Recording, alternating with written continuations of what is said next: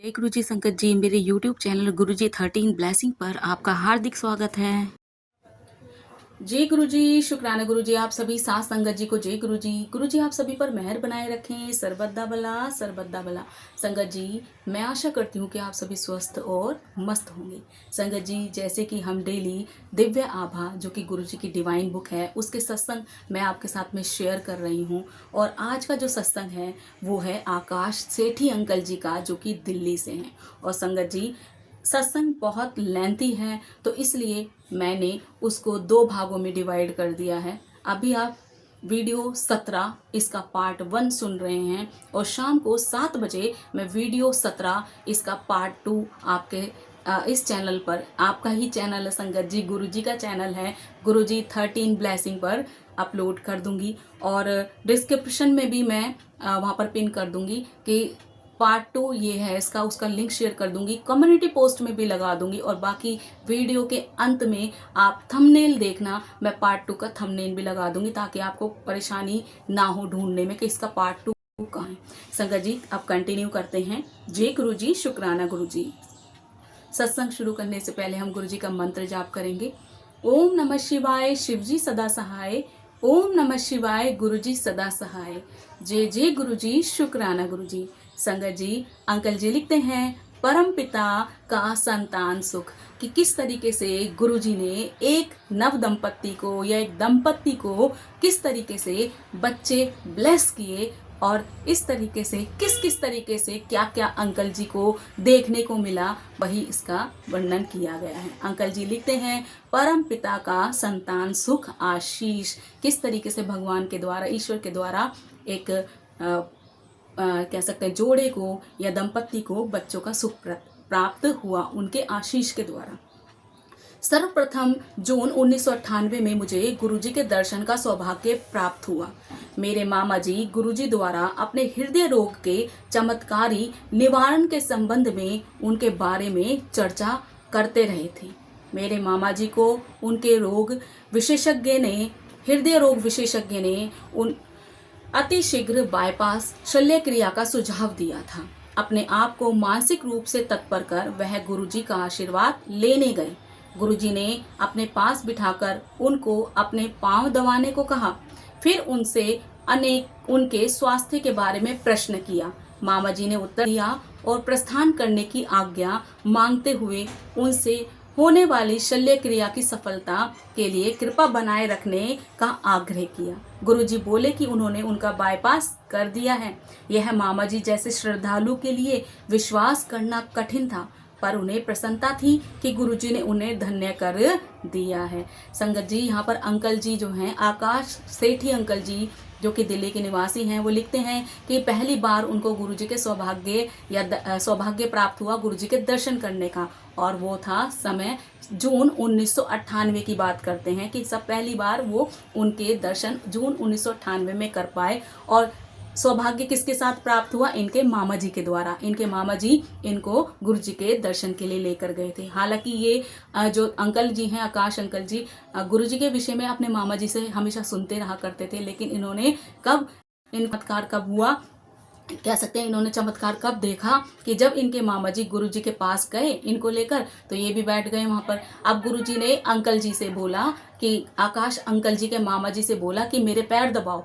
Uncle जी उनके पैर दबाने लगे और उनसे बातों बातों में गुरु जी ने पूछा कि कैसा है। वो बीमार थे, उनके बीमारी के विषय में पूछा तो अंकल जी ने बताया कि उनका बाईपास होना है, डॉक्टरों ने उनको बोल रखा है, और आप अपनी कृपा कीजिए ताकि मेरा जो बाईपास की जो कह सकते शल्य क्रिया है, जो इनका बाईपास ऑपरेशन होना था, वो बिल्कुल सफल हो। तब गुरुजी ने इनके मामा जी को बोला था कि गुरुजी ने इनका बाईपास कर दिया है। अब ये बात ना जब इनके मामा जी ने सुनी ना, तो उनको विश्वास नहीं हो रहा था, लेकिन फिर भी बड़े खुश हुए कि गुरुजी ने अपने, कह सकते हैं ना, अपने मुख से ऐसी वाणी बोल दी जो कि सब बोलते हैं कि जो गुरुजी ने बोल दिया ना वही होता है। गुरु जो बोलना है वो बिल्कुल सत्य सिद्ध होता है। अगले दिन प्रातः मामा जी प्रवेश पूर्व परीक्षणों के लिए चिकित्सालय गए। परिणाम के अनुसार उनका हृदय ठीक से कार्य कर रहा था। हृदय रोग विशेषज्ञ के निष्कर्ष के अनुसार उनकी अच्छी निंद्रा के कारण परिणाम सही थे। यहाँ कहते हैं कि अगले ही दिन अब गुरुजी से दर्शन करके आए तो नेक्स्ट डे क्या था, इनके मामा जी तो थे, इनका जो पहले से निरीक्षण कर रहे थे डॉक्टर, वहां पहुंचे चिकित्सालय में। अब उनके टेस्ट किए गए तो देखा कि जो इनका हृदय था वो अच्छी तरीके से काम कर रहा था। डॉक्टरों का कहना था कि वो पूरी नींद ले रहे हैं, जिसके कारण उनका जो हृदय है वो अच्छी तरीके से काम कर रहा है। अब उन्होंने मामा जी को एक अन्य प्रयोगशाला के निरीक्षण करवाने को कहा। अब डॉक्टरों ने उनके मामा जी को बोल दिया कि अन्य प्रयोगशाला में जाओ, अन्य लैब में जाओ और वहां पर परीक्षण करवा के लाओ। पुनः जब वही फल आए तो चिकित्सक अचंभे में पड़ गए। तब मामा जी ने पूर्व रात गुरुजी का प्रसंग सुनाया तो चिकित्सक को गुरुजी के दिव्य हस्तक्षेप पर चुप्पी साधने के अतिरिक्त और कोई स्पष्टीकरण नहीं था। कहते कि जब दूसरी लैब में भेजा गया, डॉक्टर भी हो जाते ना कि अभी तो रिपोर्ट ये आई थी, अब कैसे चेंज हो गई, तो उनको दूसरी लैब में भेजा गया उनके परीक्षण कराने के लिए, अन्य टेस्ट कराने के लिए। अब कहते हैं जब टेस्ट होकर आए तो रिजल्ट सेम का सेम, बिल्कुल पॉजिटिव, कुछ भी उनको परेशानी नहीं, उनका दिल काम कर रहा है अच्छे तरीके से। जो कहाँ तो उनकी बाईपास होनी थी, और बिल्कुल, और जो बाईपास कब होती है, ये लास्ट स्टेज होती है संगत जी, जब आपका हार्ट बिल्कुल बेकार हो जाता है, मतलब काम करना खत्म कर देता है, उसकी जितनी भी नसें होती हैं वो ब्लॉकेज हो जाती हैं और बिल्कुल खत्म हो जाती है, पंपिंग नहीं हो पाती, खून ही नहीं पहुंचेगा दिल तक, तो वो कैसे काम करेगा।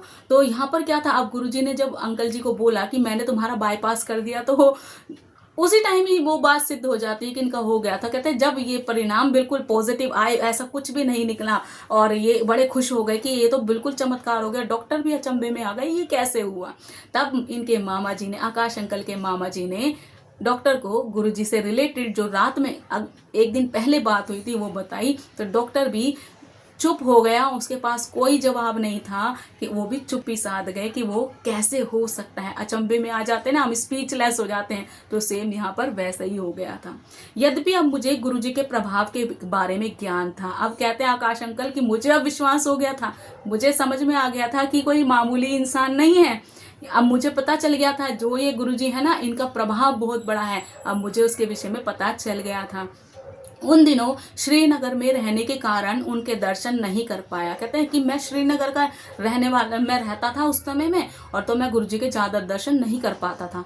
मैं दिल्ली थोड़े समय के लिए कार्यवश ही आता था। ये दिल्ली मतलब श्रीनगर के रहने वाले होंगे और दिल्ली में काम के कारण ही आते थे। सौभाग्य से अगली बार जब मैं दिल्ली आया तो मामा जी ने शुभ समाचार दिया कि गुरुजी दिल्ली में ही हैं और हम उनसे मिल सकते हैं। कहते हैं कि किसी कारणवश जब ये श्रीनगर से दिल्ली आए तो इनके मामा जी ने इनको खबर दी कि गुरुजी अभी दिल्ली में ही हैं, और कहाँ पर, एम्पायर स्टेट में हैं, हम आज ही उनसे मिल सकते हैं। कहते ये तो मेरे लिए बहुत शुभ समाचार था और हम उनसे मिल सकते हैं। उसी संध्या को, उसी शाम को हम एम्पायर स्टेट गए। हमारे पहुंचने तक बहुत देर हो गई थी। कहते कि उसी शाम को जब इनके मामा जी ने बताया तो उसी शाम को हम एम्पायर स्टेट में गए, और कहते पर हमें समय ज़्यादा हो गया था, हमें पहुंचने में देरी हो गई थी। लंगर का अंतिम चक्र चल रहा था। लंगर की जो प्रक्रिया थी वो लास्ट बैच रहा होगा लंगर का। कहते हैं कि लास्ट चक्र चल रहा था और गुरुजी कुछ देर के लिए अपने कक्ष में चले गए थे। कहते हैं अब गुरुजी थोड़ी सी देर के लिए अपने कक्ष में चले गए थे, विश्राम करने गए थे, रेस्ट करने गए थे, क्या करने गए थे ये तो वही जानते हैं। हम लंगर समाप्त करने के बाद संगत में बैठे थे जब गुरुजी अपने कक्ष से बाहर आए। कहते हैं कि हम लंगर करने के बाद थोड़ी सी देर के लिए संगत में बैठ गए, और भी संगत बैठी होगी, उनके साथ बैठ गए। कहते थोड़ी सी देर बाद ही गुरुजी वापिस आ गए। गुरुजी के प्रथम दर्शन काला कुर्ता धारण किए, सभागृह में प्रभावशाली, अहंकारी और मनोहर चाल से चलते हुए आज भी मेरे मनस पटल पर अंकित है। कहते हैं जब गुरुजी अपने रूम से बाहर निकल कर आए तो क्या देखते हैं, गुरुजी के जो दर्शन थे ना उस समय, जो उन्होंने दिव्य चोला पहना हुआ था, कहते ब्लैक कलर का वो चोला उन्होंने धारण कर रखा था, प्रभावशाली चेहरे पर जो आभा उनकी दिख रही थी, बिल्कुल अहंकार से रहित, बिल्कुल बिल्कुल जैसे आप सभी जानते हैं गुरुजी में कभी अहंकार नहीं था। कहते हैं बिल्कुल इतनी छवि इतनी प्यारी थी और मस्त चाल में वो चलते हुए आ रहे थे। कहते हैं वो चीज़ है ना, जो चीज़ उन्होंने देखी, कहते हैं वो आज तक मेरे मनस पटल पर, मतलब मेरे मस्तिष्क में वो छप गई हैं। कहते हैं ना, हम बहुत सारी चीज़ें ऐसी देखते हैं संगत जी, हमने बचपन में बहुत अच्छी चीज़ें भी देख ली, बहुत बुरा भी देख लिया। किसी ने अगर बचपन में कुछ चीज़ें गलत देख ली तो उसके दिमाग पर वो चीज़ें छप जाती हैं, वो हर चीज़ को ऐसे ही ऐसी ध्यान करने लग जाता है। तो यहाँ पर कहते हैं वो चीज़ें जो मैंने फर्स्ट इंप्रेशन देखा ना गुरुजी का, वो आते हुए चोले में कैसे मस्त से चलते आ रहे हैं चाल में, कहते हैं वो चीज़ ना मेरे दिमाग पे छप गई, एक छवि की तरह छप गई है। उन्होंने मामा जी को तुरंत पहचान लिया और हम नवांगतों को देखकर हमारे पास आए। कहते हैं उन्होंने मामा जी को तुरंत पहचान लिया और हम नए लोग नवांगतों को, मतलब नए लोगों को देखकर वो हमारे पास आ गए। सॉरी। उन्होंने मामा जी को हमारा परिचय कराने को कहा और मेहरौली गुड़गांव मार्ग पर दी रेंच नामक एक कृषि भवन में अपने जन्म दिवस पर आने को कहकर हमें प्रस्थान करने की आज्ञा दे दी। कहते हैं अब उन्होंने जो इनके मामा जी थे उनको पहचान लिया और जो नए आए थे, क्योंकि ये पहली बार गए थे, इनके दर्शन तो हुए होंगे पहले लेकिन ध्यान नहीं दिया। कहते हैं अब क्या था, गुरुजी ने इनके विषय में पूछा, जो मामा जी के साथ में गुरुजी के साथ ये गुरुजी के सॉरी मामा जी के साथ में ये लोग आए थे, आकाश अंकल वगैरह, तो इनके नए लोगों के विषय में गुरुजी ने पूछा और उनको इनवाइट कर लिया गुरुजी के बर्थडे पर, और जो कि कहाँ होना था, वो ऑर्गेनाइज होना था मेहरौली गुड़गांव मार्ग पर कोई दी रेंच नामक एक कृषि भवन में इनका जन्मदिन, जो गुरुजी का जन्मदिन था, वो मनाया जाना था और उसके लिए इनको बोल दिया और आगे प्रस्थान करने की इनको आज्ञा दे दी। प्रथम दिवस पर परीक्षा काल। वो कहते हैं संयोग से अगले दिन दिल्ली में अपने कार्यालय पहुंचने पर मुझे अस्थायी काल के लिए वापस श्रीनगर जाने को कहा गया। कहते हैं कि अब क्या हुआ, अगले ही दिन संयोग से क्या हुआ, ये जब कार्यालय पहुंचे, अपने ऑफिस में पहुंचे, तो इनको क्या हुआ, अस्थायी रूप से इनको वापस श्रीनगर जाने के लिए बोल दिया गया। वहां पर कार्यरत एक नवीन अधिकारी से कुछ चूक हो गई थी और एक ग्राहक ने उच्च क्षेत्रीय कार्यालय में असंतोष प्रकट किया था। गुरुजी से उनके जन्म दिवस के अवसर पर उनके दर्शन न होने पाने की वजह से मैं निराशा के साथ श्रीनगर लौट गया। अभी तो जन्मदिन के लिए मैं इनवाइट किया था, अब क्या हुआ, सडनली अंकल जी को क्या हुआ, एकदम से कॉल आई और उनको बुला लिया गया। कहाँ पर, श्रीनगर, जहाँ की वहीं पर नौकरी करते थे, उनके कार्यालय में बुला लिया कि किसी जो इनके कार्यालय में कोई कुलीग होगा, उसने वो नया आया होगा, उसके द्वारा कोई चूक हुई जिससे कि जो ग्राहक थे वो उसकी बातों से संतुष्ट नहीं हुआ और उन्होंने उसकी कंप्लेंट कर दी। तो अब क्या था, कंप्लेंट कर दी, जब नया है तो पुराने लोगों को बोलते हैं ना कि नए लोगों को सपोर्ट करें। आप कहीं भी किसी भी फर्म में लगते हैं या किसी ऑफिस में जा रहे हैं, किसी भी संस्था में आप जा रहे हैं, इंस्टीट्यूशन में कहीं भी आप जाते हैं, तो नए लोगों पर ज़्यादा फोकस किया जाता है, उनको काम सिखाया जाता है किस तरीके से क्या करना है। अब अंकल जी तो यहाँ गए तो वो कहते हैं वो नया ही उसने ज्वाइन किया था, उससे चूक हो गई तो उसकी कंप्लेंट हो गई। अब ये बात जब इनको पता चली तो उनको तुरंत श्रीनगर बुला लिया गया। अब कहते हैं कि गुरुजी के जन्म दिवस पर मिलने की, जो कि गुरुजी ने स्वयं इनको इनवाइट किया था, अब वो तो चला गया। कहते हैं मैं बड़ा निराश हुआ और मैं वापस कहाँ चला गया, श्रीनगर लौट गया। मुझे सौंपे गए कार्य में सफल होने का विश्वास था। कहते जो मुझे काम सौंपा गया था वो तो मैं जानता था कि मैं इसमें सफल हो जाऊंगा, क्योंकि मुझे गुरुजी के दर्शन और आशीष दोनों प्राप्त हो चुके थे। कहते अब मुझे कोई डर नहीं था, कुछ भी होता रहेगा, क्योंकि अब क्या है, गुरुजी के मुझे दर्शन भी प्राप्त हो गए और उनका आशीष भी, आशीर्वाद भी प्राप्त हो गया। मुझे कोई चिंता वाली बात नहीं थी, डर नहीं था। मुझे ज्ञात था कि सब कुछ गुरुजी की इच्छा अनुसार ही होगा। कठिन परिस्थितियों में मैं श्रीनगर और अवंतीपुर के कार्य संभालता रहा। कहते कितनी भी कठिन परिस्थितियां आ गई फिर भी मैं कहाँ पर, श्रीनगर में, और अवंतीपुर होगा उसके अवंतीपुर जो एरिया था, कहते हैं श्रीनगर और अवंतीपुर का जो एरिया था उसके कार्य में संभालता रहा। वह ग्राहक अत्यधिक अपेक्षा रखता था और अपने अभियोग सिद्ध करने के लिए हमसे बहुत कार्य करवाता था। कहते हैं वो जो ग्राहक था वो बहुत ज़्यादा तेज था, चालाक था, और अपने अभियोग सिद्ध करने के लिए कि उसने कंप्लेंट की थी, कहते हैं वो प्रूफ करने के लिए वो हमसे बहुत ज़्यादा काम करवा रहा था। संभवतः हमसे पूर्व मैं यह कार्य ना कर पाता, इससे पूर्व मैं कार्य ना कर पाता, पर इस बार अंतर था। मेरे पास एक आश्रय था और कठिन काल में मैं उनको याद करता था। कहते शायद इससे पहले अगर मेरे साथ ये घटना घट जाती तो मैं वो काम नहीं कर पाता, लेकिन अब क्या था, गुरुजी कहते मुझे आश्रय था, किसका, गुरुजी का, कि मुझे अब कठिन समय में भी कोई जरूरत नहीं, कोई परेशानी नहीं है, और मैं गुरुजी का ध्यान करता रहा था। अंततः 1 मास के उपरांत उस ग्राहक ने मुझे अपने कार्यालय में बुलाया। कहते 1 महीने के बाद उस ग्राहक ने, जो कस्टमर था, उनको अपने कार्यालय में, अपने ऑफिस में बुलाया। उसने मेरे समक्ष ही क्षेत्रीय कार्यालय में फोन कर दिया। कहते हैं उसने उनके सामने ही क्षेत्रीय उस एरिया के कार्यालय में फोन कर दिया और मेरे द्वारा दी गई उच्च स्तरीय सेवाओं की अति प्रशंसा की। कहते जो मैंने कार्य किए थे उसके लिए वो इतना खुश हो गया कि उसने तुरंत ही मेरे सामने मुझे बुलाकर ऑफिस में मेरे सामने ही मेरी तारीफ करना शुरू कर दिया, और जो उनके सीनियर्स होंगे उनको कॉल करके सारा सब कुछ बता दिया। उसने अपना अभियोग भी वापस ले लिया, जो कंप्लेंट थी वो भी उसने अपनी वापस ले ली, और मुझे प्रशंसा पत्र भी दिया, और मुझे एक कॉन्सुलेशन लेटर भी दिया प्रशंसा करते हुए कि बहुत अच्छा कार्य करते हैं। जब आपको कोई अच्छा कार्य कर रहा है कंपनी में तो आपको अवार्ड या रिवॉर्ड मिलते हैं। सेम यहाँ पर कहते हैं कि मुझे पत्र भी दिया गया, प्रशंसा पत्र भी दिया गया। मुझे पता था कि इसका कर्ता कौन है। कहते हैं मैं जानता हूँ इसके पीछे करने वाला कौन है, कौन होगा, हमारे गुरुजी, वो ही सब कुछ कर रहे थे। गुरुजी के पुनः दर्शन होने के उत्सुकता सहित मैं दिल्ली वापस आ गया। कहते अब मुझे फिर उत्सुकता हुई, क्योंकि कार्य तो परेशानी में पड़ गए थे ना, एकदम बुला लिए गए थे। कहते अब मुझे पुनः दर्शन होने की उनकी इच्छा हुई और मैं दिल्ली में वापस आ गया। मेरे परिवार के सदस्य गुरुजी के जन्म पर आयोजन पर गए थे और नियमित रूप से एम्पायर स्टेट भी जाते रहे थे। उन्होंने गुरुजी के जन्म दिवस पर उपस्थित सहस्त्रों श्रद्धालु और उन भक्तों के बारे में बताया जिनकी गुरुजी ने सहायता करी थी। मैंने सोचा क्या वह हमें संतान सुख का आशीष देंगे। विवाह के 7 वर्ष बीतने पर भी हम संतान सुख से वंचित थे। चिकित्सक प्रार्थना और उपाय सब असफल रहे थे। मेरे मामा जी ने गुरुजी का आशीर्वाद लेने का सुझाव दिया। उन्होंने अपने एक ठेकेदार मित्र का प्रसंग भी बताया। हम यहाँ पर कहते हैं अंकल जी कहते कि वो तो श्रीनगर से, अब क्या था, उनको पता चल गया कि मैं अब दोबारा गुरुजी के पास जाऊंगा, और उससे पहले ही इनका परिवार कहाँ पहुंच गया था, गुरुजी की शरण में पहुंच गया था। उनके जन्मदिन के आयोजन में वो लग गया था, कार्य कर रहा था, और वो वहां पर भी जाते थे और एम्पायर स्टेट में भी जाते थे गुरुजी के पास, और जितने भी श्रद्धालु होते थे, भक्त आते थे, उनके विषय में अंकल जी को बताते थे।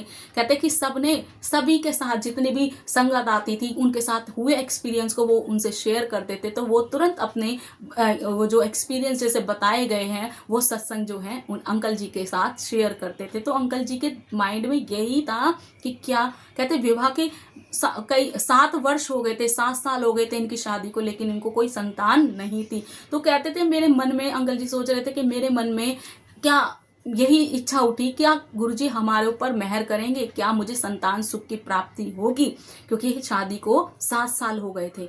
इन्होंने कहते हैं कि अंकल जी कहते हैं मैंने प्रार्थना भी करके देख ली, मैंने उपाय भी किए, जो जैसे जैसे बताता होगा वैसे उपाय भी किए और बहुत सारे कार्य किए, यहाँ तक कि अलग अलग चिकित्सकों को भी दिखाया, लेकिन रिजल्ट हमेशा 0 ही रहता था। अब क्या था, इन्होंने ये बात अपने मन में सोची तो अपने मामा जी से बोली, तो मामा जी ने बोला कि गुरुजी तुम्हें जरूर आशीर्वाद देंगे। और इनके मामा जी ने एक प्रसंग बताया, एक एक्सपीरियंस बताया जो कि इनके मित्र का था। वो थे ठेकेदार, इनके कोई मित्र होंगे मामा जी के ठेकेदार, उनके विषय में एक प्रसंग सुनाया, मतलब उनका एक सत्संग सुनाया।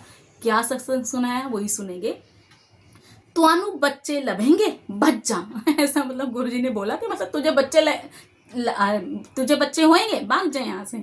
मामा जी के उन मित्र को विवाह के 16 वर्ष उपरांत भी कोई संतान ना होने पर गुरुजी का आशीर्वाद प्राप्त हुआ था। कहते हैं कि जो मामा जी थे, अंकल जी के मामा जी, उनके जो मित्र थे, ठेकेदार कोई मित्र थे, उनकी शादी को 16 साल हो गए थे, और 16 साल के बाद गुरुजी का आशीर्वाद उनको प्राप्त हुआ था। गुरुजी ने उन्हें बोला था, पुत्र भी दित्ते धी भी दित्ती, और इसी साल के, मतलब तुझे बेटे भी दे दिए और लड़की मतलब पुत्री भी दे दी और पुत्र भी दे दिए, और वो भी इसी साल दिए।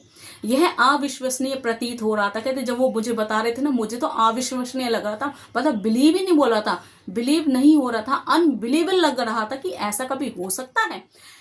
तो कहते किंतु गुरुजी के वचन सत्य होते हैं, उनकी जो इनके मामा जी की जो फ्रेंड की वाइफ थी, कहते हैं उन आंटी को, उनकी पत्नी को 31 दिसंबर को एक साथ 3 बच्चों को उन्होंने जन्म दिया। कहते 3 बच्चों को उन आंटी ने, जिसको 16, जो दंपत्ति 16 साल से बच्चे के लिए तड़प रहा है और साथ शादी को 16 साल हो गए, 16 साल के बाद जब गुरुजी ने उनको आशीर्वाद दिया तो उनकी पत्नी को 16 साल के बाद क्या हुआ, 3 बच्चे एक साथ हुए, क्योंकि गुरुजी ने बोल दिया कि पुत्र भी दीते और दी भी देती, मतलब लड़के भी दिए और लड़की भी दे दी। तो कहते हैं कि 31 दिसंबर को उनकी पत्नी ने 7 बच्चों को, सॉरी 3 बच्चों को जन्म दिया, सॉरी संगत जी 7 नहीं 3 बच्चों को जन्म दिया, 2 पुत्र और एक कन्या, 3 बच्चों को जन्म दिया जिनमें 2 पुत्र थे और एक कन्या थी। गुरुजी के आशीर्वाद से सब कुछ संभव है, पर हमें उनका आशीर्वाद कब मिलेगा। कहते कि जब ये उन्होंने बताया ना तो मुझे विश्वास हो गया कि गुरुजी के आशीर्वाद से सब कुछ संभव है, लेकिन वो आशीर्वाद मुझे कब मिलेगा। वो अंकल जी अपने मन में सोच रहे हैं कि उनको तो 16 साल के बाद बच्चे दे दिए, लेकिन मुझे कब मिलेगा, क्योंकि शादी को तो इनको भी 7 साल हो गए थे, बच्चे नहीं हो रहे थे। कहते कि ये आशीर्वाद हमें कब मिलेगा।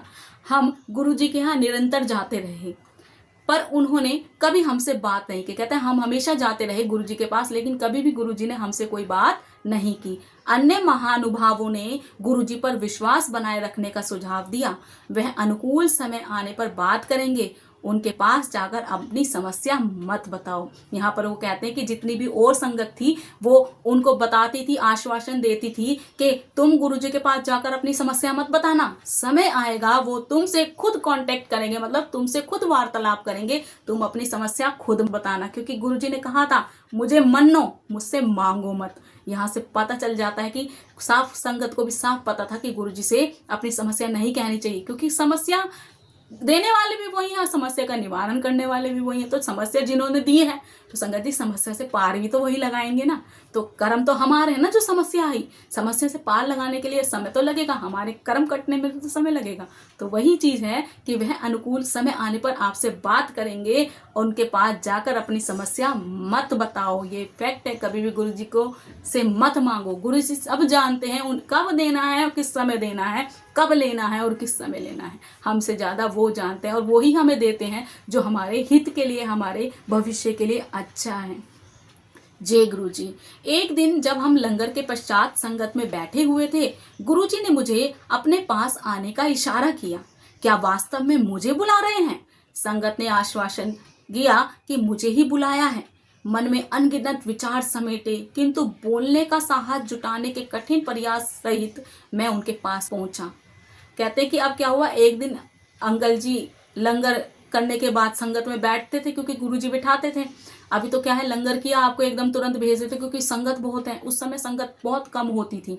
तो लंगर करने के बाद ये अंकल जी बैठे हुए थे वहीं पर ही। अब गुरुजी ने इनको इशारे से बुलाया। अब कई बार होता है ना, आपको कोई इशारे से बुला रहा तो आपको डाउट होता है कि मुझे बुला रहे हैं, हो सकता है किसी और को बुला रहे। तो सेम अंकल के साथ हुआ, वो कहते कि मुझे ही बुला रहे हैं। तब एक साथ में बैठी हुई संगत ने उनको आश्वासन दिया कि हाँ आपको ही बुला रहे, जाओ।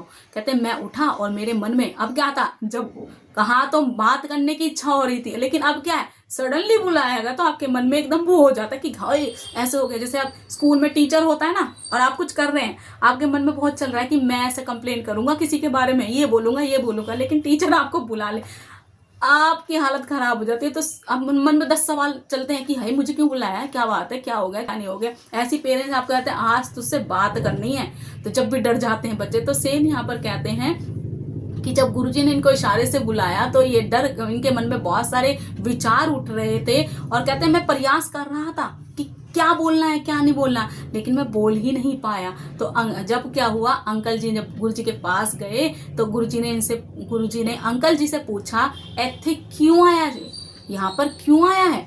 गुरुजी कोई बच्चे नहीं है। अंकल जी ने बोल दिया गुरुजी कोई बच्चे नहीं है, मतलब मेरे कोई बच्चे नहीं है। गुरुजी बोले हैं बस। अंकल जी कहते हैं बस इतना ही बोलने के लिए मैं उत्तर जुटा पाया। गुरुजी ने जब पूछा इतने क्यों आया वे, क्यों आया है इधर, तो उन्होंने बोला, अंकल जी ने एकदम सडनली बोल पड़े कि मेरे बच्चे नहीं हैं।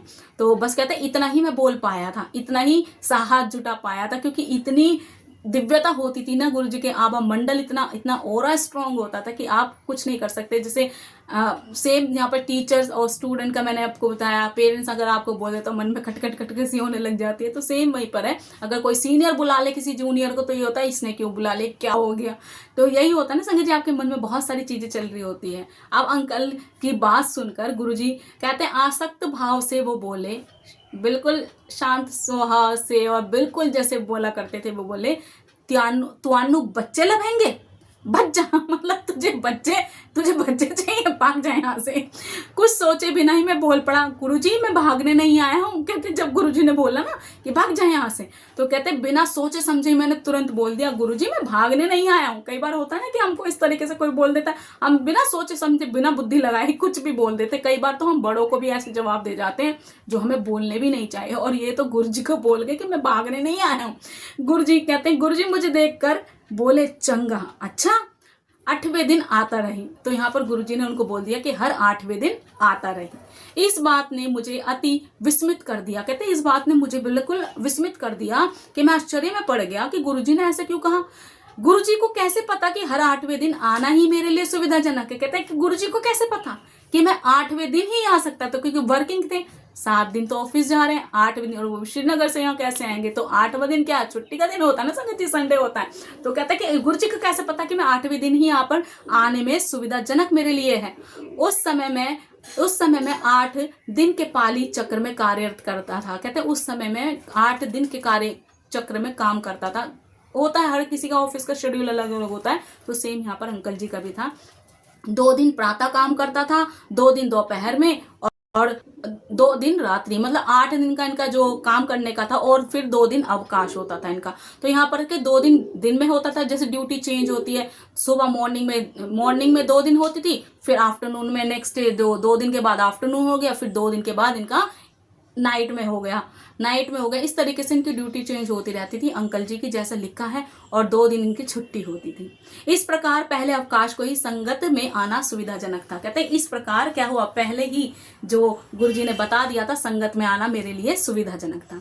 हमने गुरुजी के दर्शन के लिए हर 8वें दिन जाना प्रारंभ कर दिया। संगत के अनुमंत्रित भाग्यवान सदस्य अपने अनुभव सुनाते थे। इससे हमें भी आश्वासन मिलता था कि गुरु कृपा से हमारी मनोकामना पूर्ण होगी। पर कब, हम स्वयं से प्रश्न करते रहते थे, अन्य समस्याएं हल हो रही थी। कहते कि जब हमने 8वें दिन वहां पर जाना शुरू किया, और जब हम संगत में बैठते थे तो बहुत सारी जो संगत होती थी वो अपने एक्सपीरियंस बताती थी, अपने अनुभव सुनाती थी, तो हमें आश्वासन मिलता था, हम सेटिस्फाइड हो जाते थे। हमें ये लगता था कि हाँ भाई हमारे कार्य हो जाएंगे, हमारी मनोकामना भी पूरी जरूर हो जाएगी, लेकिन कब होएगी। कहते ना ये हो जाएगा, अच्छा होगा, तुझे ये मिलेगा, तुझे वो मिलेगा, अच्छा होगा, तो हमारे मन में आता है ना आखिर कब मिलेगा। तो यही सेम अंकल जी के साथ हो रहा है कि हम स्वयं से प्रश्न करते रहते थे कि कब होगा कब होगा। अन्य समस्याएं हमारी हल हो रही थी। कहते और चीजें उस समय में गुरुजी हल करते चले जा रहे थे। मेरी पत्नी का कार्य स्थायी हो गया था।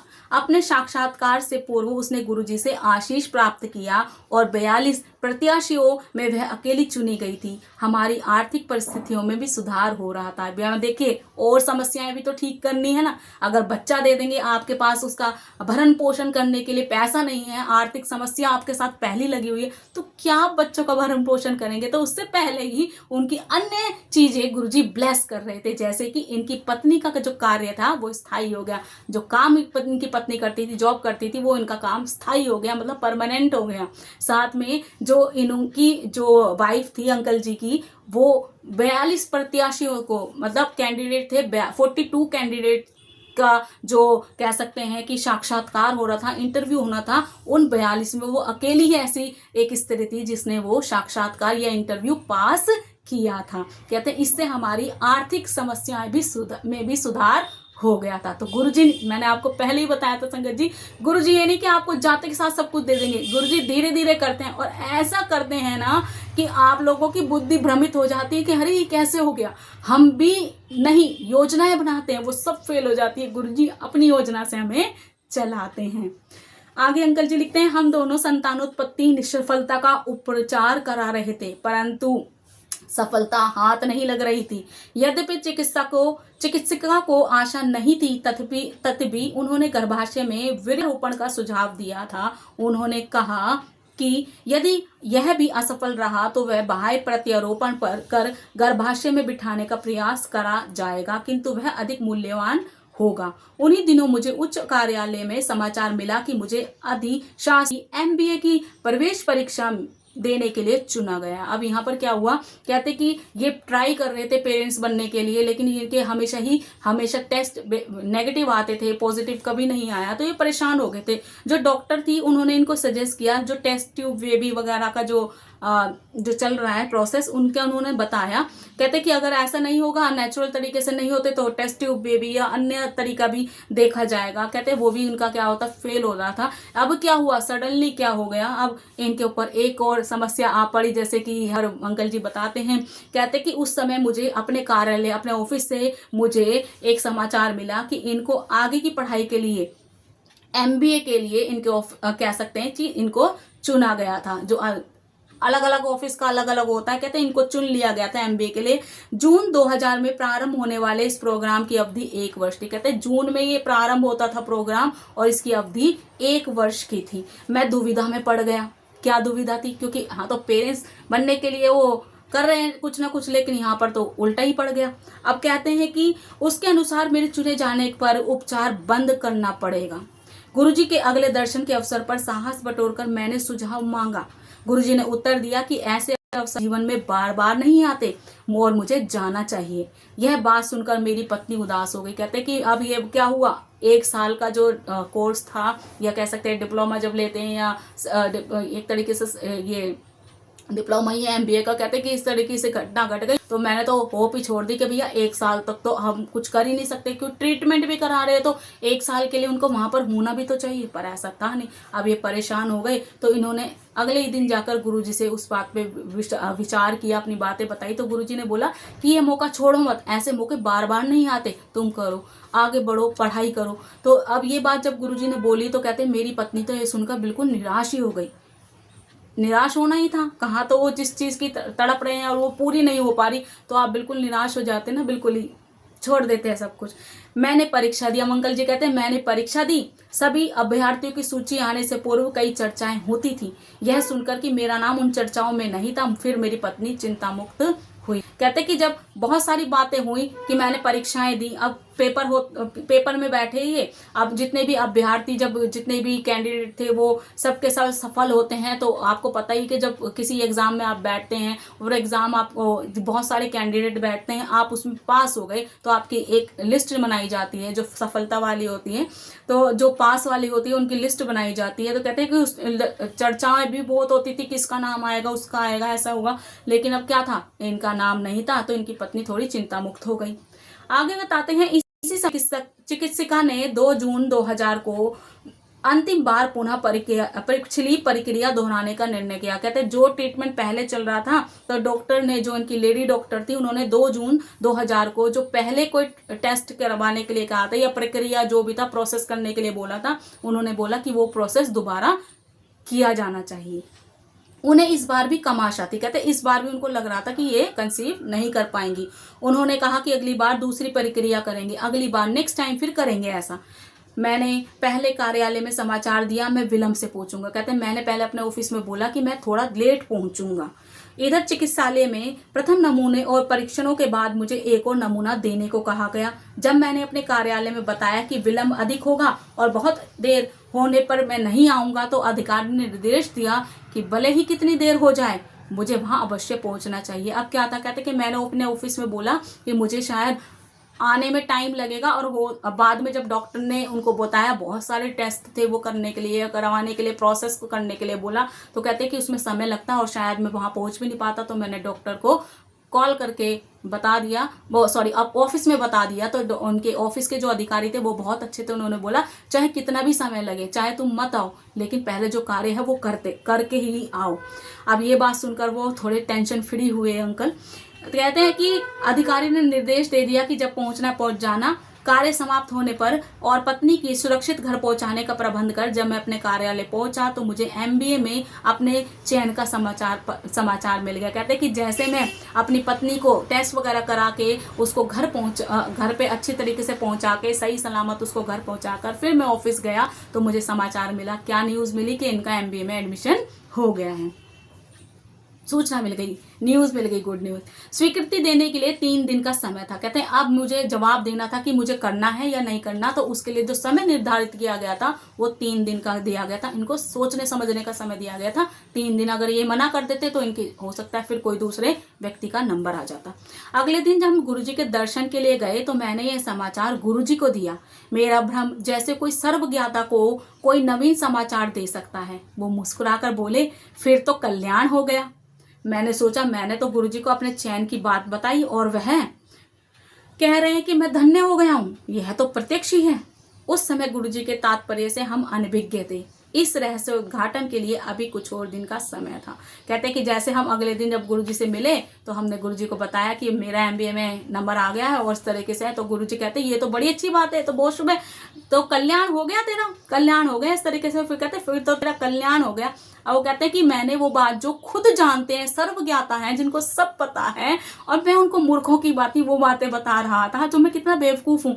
मतलब मंद बुद्धि कह सकते हैं, निर्बुद्धि कह सकते हैं कि हम लोगों को पहले हम कहते गुरुजी ये हो गया, गुरुजी हो गया, अरे वो तो सब जानते हैं ना। तो यहाँ पर ये अंकल जी कहते हैं कि मेरा भ्रम था वो कि मैं उनको ऐसी बात बता रहा हूँ जो वो जानते ना हो। लेकिन क्या था, मेरा भ्रम टूट गया कि मैं एक सर्वज्ञाता को क्या बात बता रहा हूँ जो कि सब पहले से ही जानते हैं। कहते जब गुरुजी ने कहा कि कल्याण हो गया तो मैं बड़ा परेशान कि मेरा कल्याण हो गया, इसमें तो कुछ भी नहीं है।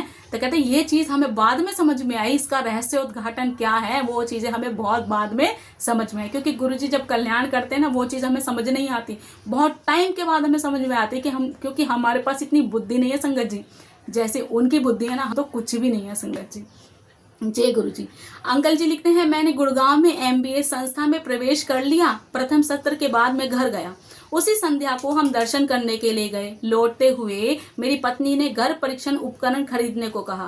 गुरुजी के कथन का रहस्य अगले दिन प्रातः उजागर हुआ जब मेरी पत्नी ने अपना गर्भवती होने का समाचार दिया। कहते हैं कि अब क्या था कि मेरा एडमिशन हो गया। गुड़गांव में एक संस्था थी, वहां पर इन्होंने एडमिशन ले लिया और पहले सत्र में सेशन होते हैं ना, इसमें जो पहला सेशन था उसके बाद जब ये घर गए तो ये गुरुजी के दर्शन करने के लिए पहुंचे और जब वहां से वापस आए तो इनकी पत्नी ने, जैसे कि आप सभी जानते हैं, प्रेगनेंसी किट होती है वो खरीदी और उसमें अपना टेस्ट किया मॉर्निंग में, तो इनको पता चला कि वो क्या है, प्रेग्नेंट है, और बड़ी खुश हुई।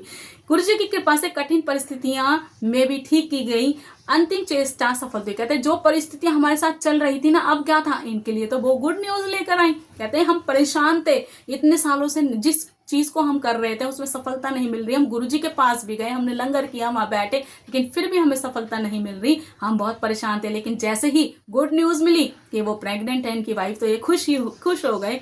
हम दोनों हर्ष से विल हो गए, कृतज्ञ चक्षुओं से अश्रु बह रहे। हम दोनों बहुत देर तक गुरुजी के चित्र को देखते रहे और उनको चुंबन करते रहे। कहते कि हम दोनों पति पत्नी बड़े खुश थे और हमारी आंखों से आंसू बह रहे थे। हम हाथ जोड़े गुरुजी के स्वरूप के आगे खड़े थे, उनको स्वरूप को निहार रहे थे, उनके स्वरूप को किस कर रहे थे खुशी के कारण।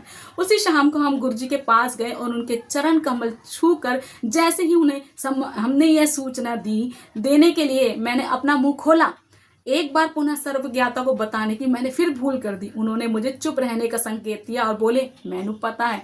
अब कहते कि जैसे हम, अब क्या था, गुड न्यूज मिल गई, रो रहे थे शाम को, जैसे गुरुजी के दर्शन गए उनको बताने, कहते फिर मैंने वो गलती कर दी, सर्वज्ञाता को बताने की भूल वाला था कि ये है। तो क्या हुआ, गुरुजी कहते हैं उन्होंने मुझे चुप रहने के लिए बोला और क्या बोले कि मैनू पता है कि तुझे बताने की जरूरत है, मुझे सब पता है।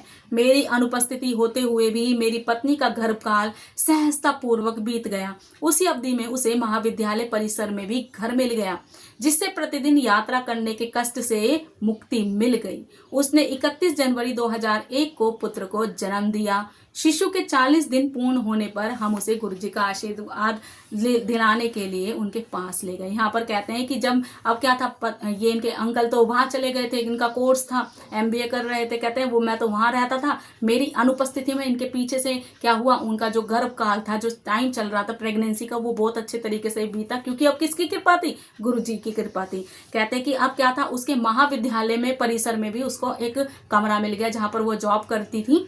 तो वहीं पर उनको जो परिसर था उनके विद्यालय का, इससे पता चलता है या तो ये कि एक लेक्चरर थी आंटी, जैसे आप आगे पढ़ेंगे। तो कहते हैं वहाँ पर इनको एक हॉस्टल में रूम मिल गया और ये वहीं रहने लगी। और 31 जनवरी 2001 को इन्होंने पुत्र को जन्म दिया। और जैसे ही वो 40 दिन का हुआ, जैसे सूतक लगते हैं आप सभी जानते हैं, कहते हैं जब ये 40 दिन का इनका पुत्र हुआ तो ये गुरुजी के पास उसको दर्शन कराने के लिए गए, उनका बच्चे का मत्था टिकवाने के लिए गुरुजी के पास लेके गए। हम उसे गुरुजी का आशीर्वाद दिलाने के लिए उनके पास लेके गए। उस दिन आज्ञा लेते समय गुरुजी मेरी पत्नी को बोले, पूनम आंटी और मुंडा लेना है। तो क्या हुआ, जैसे उनकी आंटी ने गुरुजी के चरण छुए तो गुरुजी ने आंटी को छेड़ते हुए बोला, मजाक के बोला, हाँ कि पूनम आंटी, आंटी का नाम पूनम है, तो कहते पूनम आंटी और मुंडा लेना है, कि पूनम आंटी तुझे और बच्चा चाहिए। मेरी पत्नी को एक अत्यधिक अचंभा हुआ, पर वह कुछ नहीं बोले। कहते वो एकदम चौंक गई कि गुरुजी ने क्या बोला, लेकिन वो कुछ नहीं बोले। उसके बाद गुरुजी हर दर्शन के समय मेरी पत्नी से यही पूछते रहे। वह कभी उत्तर तो नहीं देती थी, पर अचरज सदा रहता था कि छोटे शिशु के साथ कैसे पुनः उस प्रक्रिया को दोहरा पाएंगे। उसके अनुसार गुरुजी परिहास कर रहे थे। वो कहते हैं कि जब भी वो गुरुजी के दर्शन करने के लिए जाते तो गुरुजी हमेशा इनकी वाइफ से यही बोलते कि पूनम आंटी और मुंडा लेना है। तो आंटी कहती कि लगता कि गुरुजी उनके साथ मजाक कर रहे हैं और छोटा बच्चा है, दूसरा बच्चा, वो प्रोसेस कैसे कर पाएंगे। तो कहते कि उनको लगता था कि ये मजाक कर रहे हैं गुरुजी, पर ऐसा नहीं था। जून 2001 को मेरा MBA होने पर मेरा स्थानांतरण राजबंद पश्चिम बंगाल के दुर्गापुर के निकट हो गया। यहाँ पर कहते हैं कि 2001 में अंकल जी का MBA पूरा हुआ और इनका ट्रांसफर हो गया राजबंद, जो कि पश्चिम बंगाल के दुर्गापुर के निकट एक एरिया है, वहां पर हो गया। छोटे शिशु एवं दिल्ली के अन्य उत्तराधिकारियों के कारण मेरे लिए इस समय बाहर जाना संभव नहीं था।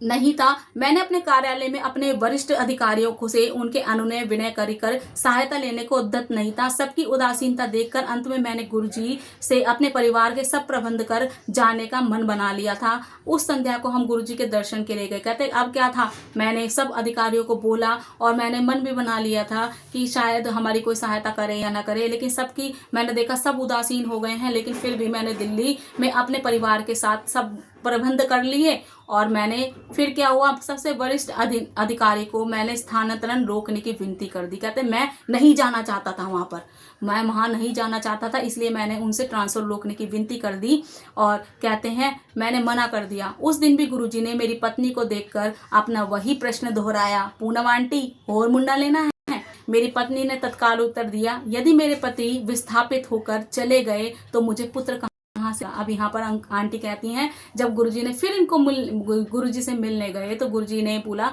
पूनम आंटी और मुंडा लेना है। तब क्या हुआ, पत्नी ने पहली बार जवाब दिया, इनकी पत्नी ने जवाब दिया कि अगर मेरे पति का ट्रांसफर ही हो जाएगा और वो वहां चले जाएंगे फिर मुझे बच्चा कहाँ से होगा। गुरुजी मुस्कुराकर बोले, यह तो वास्तव में तकनीकी समस्या है, वे मेरा स्थानांतरण रद्द कर देंगे। गुरुजी ने बोला कि ये जो इसका ट्रांसफर में नाम आया है ना, ये तो सब तकनीकी समस्या है, वो मेरा ट्रांसफर रद्द कर देंगे।